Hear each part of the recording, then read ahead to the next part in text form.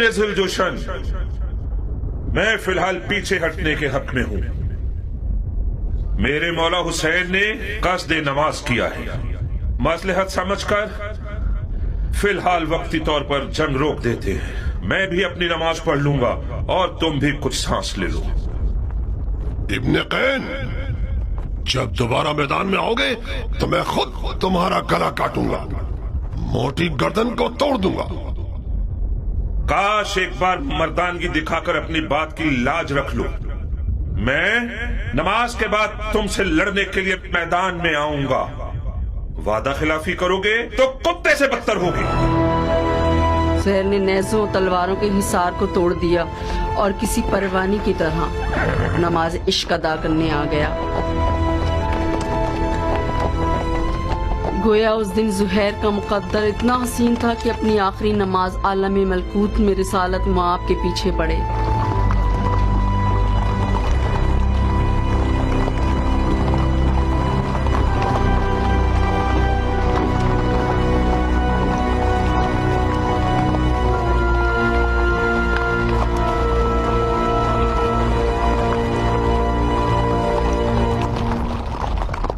شرم کی بات ہے شمر، کین کا بیٹا اب تک دندناتا پھر رہا ہے۔ وہ جنگ نہیں کر رہا، معجزے دکھا رہا ہے۔ وہ بن باپ کا نہ جانے کون سا شیر کا دل رکھتا ہے، چیخ مارتا ہے تو لشکر والے اپنے آپ میں نہیں رہتے۔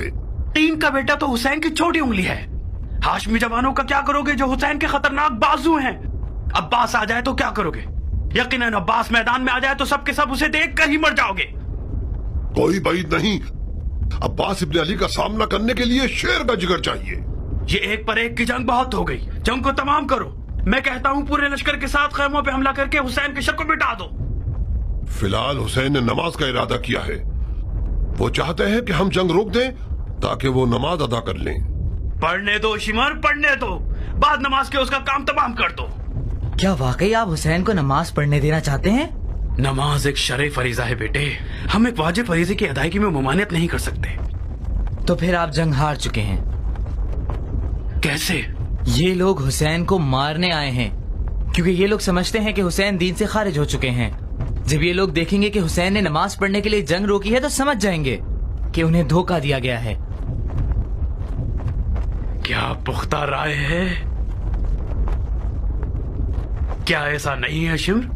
جی ہاں، شہزادے کی رائے بہت ظریف اور گہری ہے۔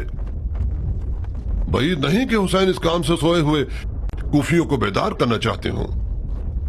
تو پھر ہمیں حسین کو نماز پڑھنے نہیں دینے چاہیے، ہے نا؟